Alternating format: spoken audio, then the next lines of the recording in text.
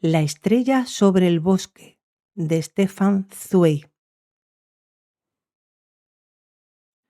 Una vez, cuando el esbelto y muy arreglado camarero François se inclinó al servir sobre el hombro de la hermosa condesa polaca Ostrowska, ocurrió algo extraño. Duró solo un segundo y no fue un sobresalto ni un susto, ni un movimiento o una reacción.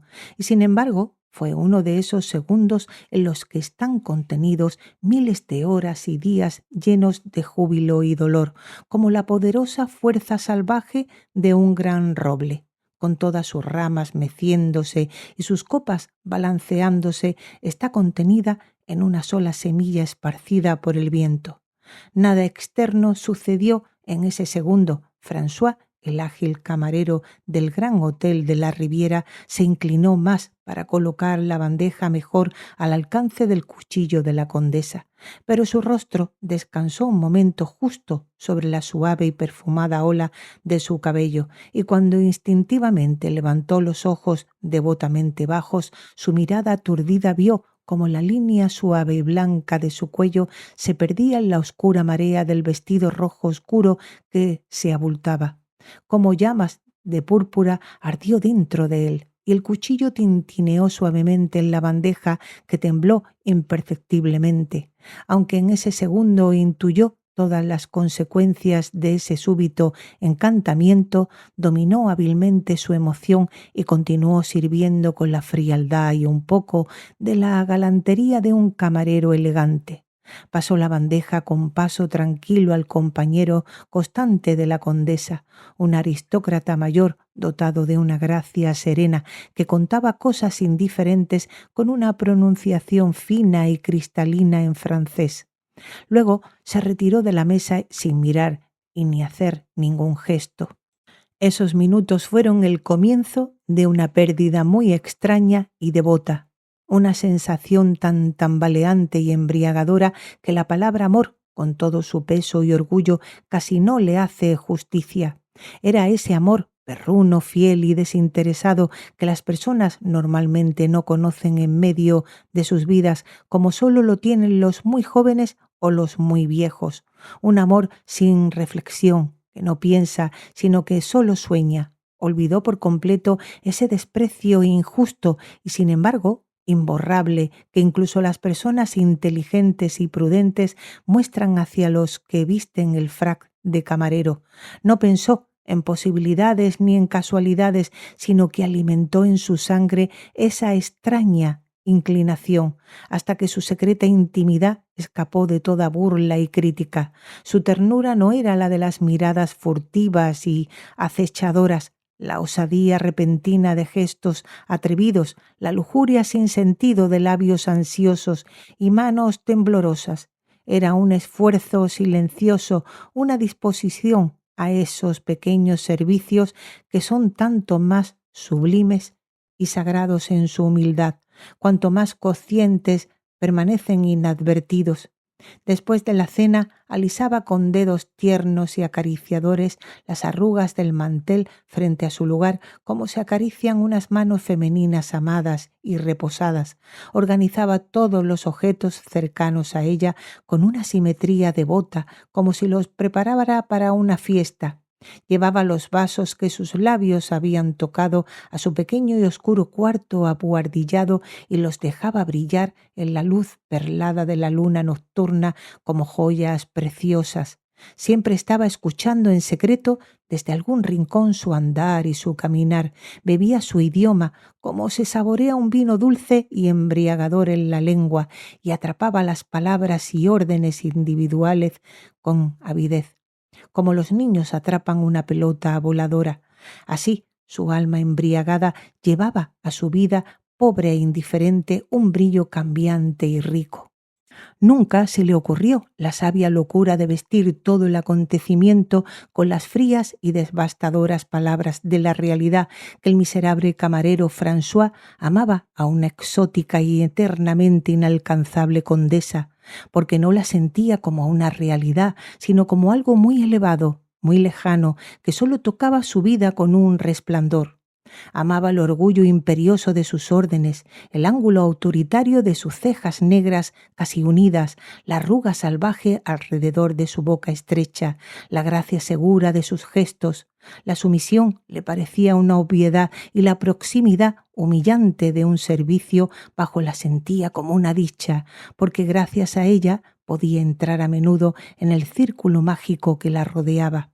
Así en la vida de un hombre sencillo de repente despertó un sueño, como una flor noble y cuidadosamente cultivada que florece junto a un camino donde de otro modo el polvo del caminante aplasta todas las semillas. Fue el éxtasis de un hombre simple, un sueño mágico y narcótico en medio de una vida fría y monótona. Y los sueños de tales personas son como botes sin remos que se balancean en una voluptuosidad vacilante en aguas quietas y reflectantes, hasta que de repente su quilla choca con un tirón brusco contra una orilla desconocida. Pero la realidad es más fuerte y robusta que todos los sueños. Una noche, el gordo portero de Baud le dijo al pasar: «La Otroska se va mañana en el tren de las 8», y luego mencionó algunos otros nombres indiferentes que no escuchó, porque un tumulto confuso y vertiginoso se había formado en su mente a partir de esas palabras. Un par de veces se pasó mecánicamente los dedos por la frente apretada, como si quisiera quitar una capa opresiva que descansaba allí y oscurecía su comprensión. Dio unos pasos, era un tambaleo, inseguro y asustado. Pasó junto a un alto espejo con marco dorado, del que le miraba fijamente un rostro pálido y extraño. Los pensamientos no querían llegar, estaban como atrapados dentro de un muro oscuro y nebuloso. Casi inconscientemente tanteó la barandilla y bajó la amplia escalera al jardín oscuro, donde los altos pinos estaban solos con pensamientos sombríos. Su figura tambaleante dio unos pasos más, como el vuelo bajo y vacilante de un gran pájaro nocturno oscuro, y luego cayó sobre un banco, con la cabeza apoyada en el respaldo fresco. Estaba muy quieto allí. Detrás, entre los arbustos redondeados, brillaba el mar. Luces suaves y temblorosas brillaban levemente, y en el silencio se perdía el canto monótono de las olas que rompían en la distancia. Y de repente todo estaba claro, muy claro, tan dolorosamente claro que casi encontró una sonrisa. Simplemente todo había terminado. La condesa Ostrowska se va a casa y el camarero François se queda en su puesto. ¿Acaso esto era tan extraño? ¿No se iban todos los extranjeros que venían después de 2 o 3, 4 semanas? Qué tonto no haberlo pensado. Todo estaba tan claro que daba risa o llanto. Y los pensamientos revoloteaban y revoloteaban. Mañana por la noche en el tren de las 8 hacia Varsovia. A Varsovia, horas y horas a través de bosques y valles, sobre colinas y montañas, sobre estepas y ríos y a través de ciudades bulliciosas. Varsovia, qué lejos estaba eso, no podía ni imaginarlo, pero en lo más profundo sentía esa palabra orgullosa y amenazante, dura y lejana. Varsovia. ¿Y él? Por un segundo, una pequeña esperanza soñadora revoloteó. Podía seguirla y allí conseguir trabajo como sirviente, como escriba, como cochero, como esclavo, estar allí como mendigo temblando en la calle, pero solo no estar tan terriblemente lejos, solo respirar el aire de la misma ciudad, velar pasar a veces, solo ver su sombra, su vestido y su oscuro cabello. Rápidamente surgieron sueños apresurados, pero la hora era dura e implacable. Vio lo inalcanzable, desnudo y claro. Calculó 100 o 200 francos ahorrados en el mejor de los casos. Eso apenas alcanza para la mitad del camino. ¿Y luego qué? Como a través de un velo rasgado de repente vio su vida, sintió cuán pobre, cuán miserable, cuán fea debía volverse ahora. Años de camarero vacíos y desolados, torturados por un anhelo tonto. Esta ridiculez sería su futuro. Un escalofrío lo recorrió y de repente todas las cadenas de pensamientos se unieron de forma tormentosa e inevitable. Solo había una posibilidad. Las copas de los árboles se balanceaban suavemente en una brisa imperceptible.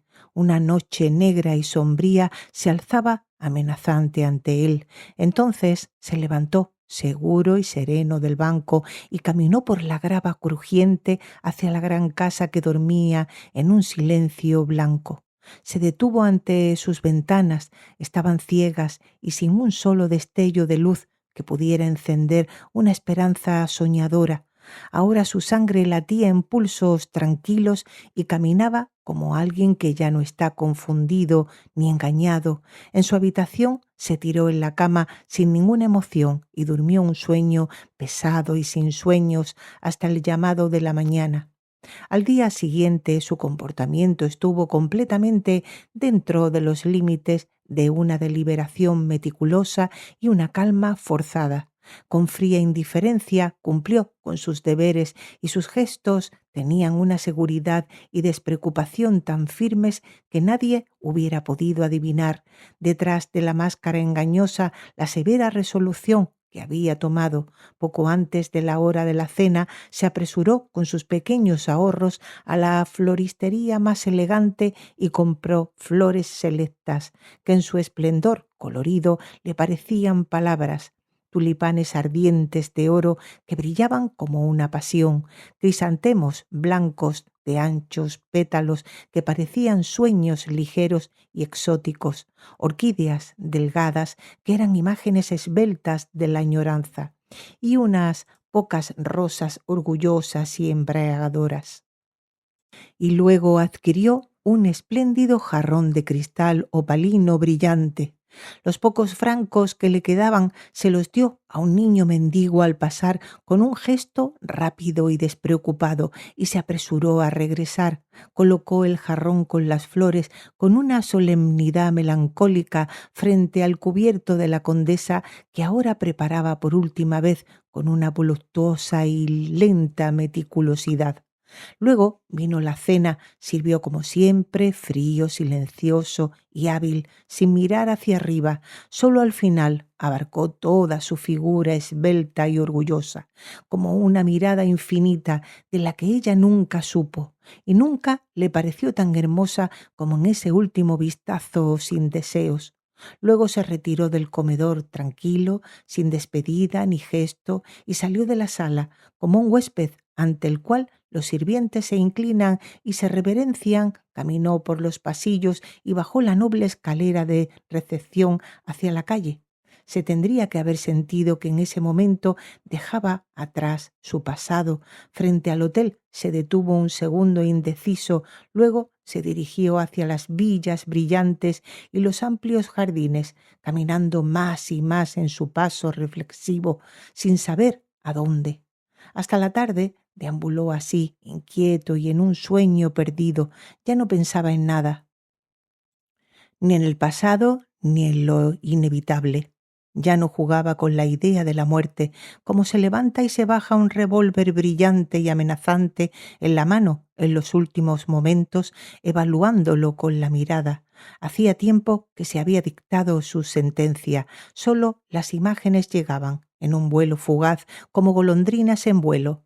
Primero los días de juventud hasta una fatídica hora escolar, cuando una aventura insensata lo arrojó de un futuro prometedor a la confusión del mundo. Luego los viajes incansables, el esfuerzo por el jornal, los intentos que siempre fracasaban, hasta que la gran ola oscura que se llama destino rompió su orgullo y lo arrojó a un puesto indigno. Muchos recuerdos coloridos pasaron en torbellino y finalmente brilló el suave reflejo de estos últimos días de sueños despiertos, y de repente volvieron a abrir la puerta oscura de la realidad que tenía que atravesar. Recordó que quería morir hoy. Por un tiempo pensó en los muchos caminos que conducen a la muerte y sopesó su amargura y rapidez, hasta que de repente le atravesó un pensamiento. De sus sentidos turbios surgió súbitamente un símbolo oscuro. Así como ella, sin saberlo y de manera destructiva, había pasado sobre su destino, también ella debía destrozar su cuerpo. Ella misma debía hacerlo, ella misma debía completar su obra. Y ahora los pensamientos se apresuraban con una seguridad siniestra. En una hora, a las 8. Partía el expreso que se la llevaría, quería lanzarse bajo las ruedas, se aplastó por la misma fuerza arrolladora que le arrebataba a la mujer de sus sueños. Quería desangrarse bajo sus pies. Los pensamientos se precipitaban y se perseguían jubilosamente. También sabía el lugar. Más arriba, en la ladera del bosque, donde las copas de los árboles oscilantes oscurecían la última vista de la bahía cercana. Miró el reloj. Casi las pulsaciones y su sangre palpitante marcaban el mismo ritmo. Ya era hora de ponerse en camino. Ahora, de repente, había elasticidad y precisión en sus pasos cansados, ese ritmo duro y rápido que mata los sueños al avanzar. Inquieto, se precipitó hacia la espléndida penumbra del atardecer del sur, hacia el lugar donde el cielo se acunaba entre las colinas boscosas, distantes como una franja púrpura, y avanzó hasta llegar a la vía que brillaba con sus dos líneas plateadas frente a él y guiaba a su camino. Y lo llevaron en un trayecto sinuoso hacia arriba, a través de los valles profundos y fragantes, cuyos velos neblinosos el pálido resplandor de la luna bañaba de plata. Lo condujeron en su ascenso hacia la región de colinas, donde se veía a lo lejos el vasto mar negro nocturno que brillaba con las luces centelleantes de la costa, y finalmente le mostraron el profundo bosque susurrante que enterraba las vías en su sombra descendente. Ya era tarde cuando se encontraba de pie, jadeante, en la oscura ladera del bosque. Los árboles se alineaban alrededor de él de manera siniestra y negra. Solo en lo alto, en las copas semitransparentes, un pálido y tembloroso resplandor de luna se entretejía en las ramas, que gemían cuando la suave brisa nocturna las abrazaba. A veces, extraños llamados de aves nocturnas lejanas se deslizaban en este silencio opresivo. Los pensamientos se congelaron en esta soledad angustiosa. Solo esperaba y miraba si no aparecería abajo en la curva de la primera pendiente el faro rojo del tren. A veces miraba nerviosamente su reloj y contaba los segundos. Luego volvía a escuchar el grito lejano de la locomotora, pero era una ilusión. Todo se quedaba en silencio de nuevo. El tiempo parecía haberse detenido. Finalmente, abajo en la distancia, brilló la luz. Sintió en ese segundo un golpe en el corazón, pero no sabía si era miedo o júbilo.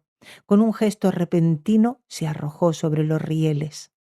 Primero sintió por un momento solo el frescor agradable de las barras de hierro en su sien. Luego escuchó. El tren aún estaba lejos. Puede haber pasado minutos. Todavía no se oía nada excepto el susurro de los árboles en el viento. Los pensamientos saltaron confusamente y de repente uno se quedó y se clavó como una flecha dolorosa en su corazón, que moría por ella y que ella nunca lo sabría, que ni una sola ola de su vida en ebullición había tocado la suya, que ella nunca sabría que una vida extraña había dependido de la suya, que se había destrozado por ella. Suavemente jadeaba en la atmósfera, quieta, el ritmo de la máquina que subía, pero el pensamiento ardía incesantemente y atormentaba los últimos minutos del moribundo. El tren se acercaba más y entonces abrió los ojos una vez más. Sobre él un cielo silencioso y azul oscuro y algunas copas de árboles susurrantes, y sobre el bosque una estrella blanca y brillante, una estrella solitaria sobre el bosque.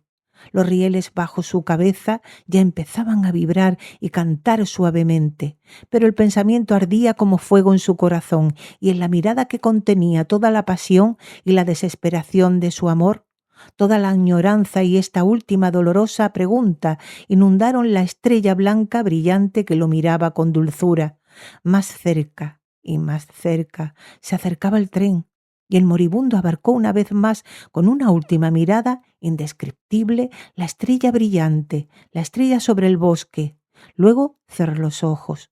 Los rieles temblaban y oscilaban más y más cerca. Retumbaba el traqueteo del tren volador, haciendo que el bosque resonara como si fueran grandes campanas martilleantes. La tierra parecía tambalearse, un último zumbido ensordecedor, un estruendo giratorio, luego un silbido agudo, el grito aterrador y animal del silbato de vapor y el chirrido penetrante de un freno inútil. La hermosa condesa Ostrowska tenía un compartimento reservado en el tren. Desde la partida leía una novela francesa mecida suavemente por el movimiento oscilante del vagón. El aire del estrecho compartimento era sofocante y estaba impregnado del aroma opresivo de muchas flores marchitas. Los racimos de lilas blancas ya se inclinaban cansados desde las espléndidas canastas de despedida como frutos demasiado maduros. Las flores colgaban lánguidas de los tallos y los pesados y amplios cálices de las rosas, que parecían marchitarse en la nube caliente de fragancias embriagadoras.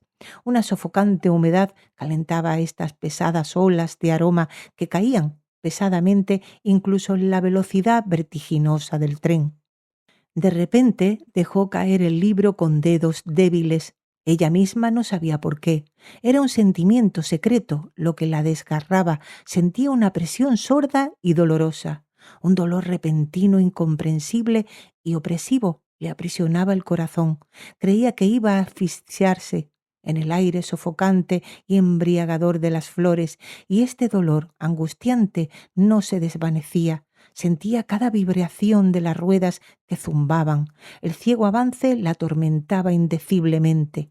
La asaltó de repente el deseo de detener el movimiento acelerado del tren, de hacer retrocederlo de ese dolor oscuro al que se precipitaba. Nunca había sentido en su vida una ansiedad similar por algo terrible, invisible, cruel, que le apretara el corazón como en estos segundos de dolor incomprensible y miedo inexplicable. Y este sentimiento indescriptible se volvía cada vez más intenso, la presión en su garganta más fuerte.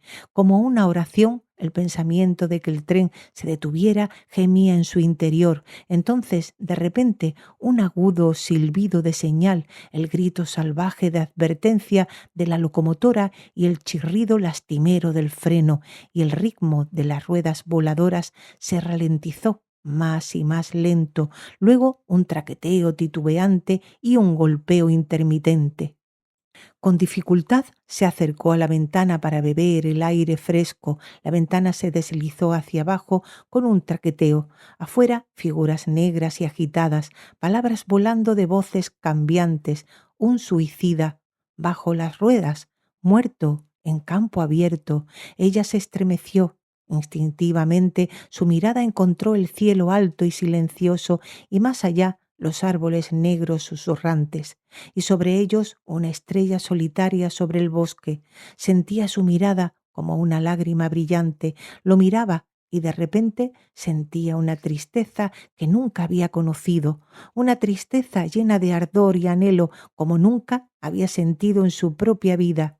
El tren comenzó a moverse lentamente, se recostó en la esquina y sintió suaves lágrimas caer por sus mejillas.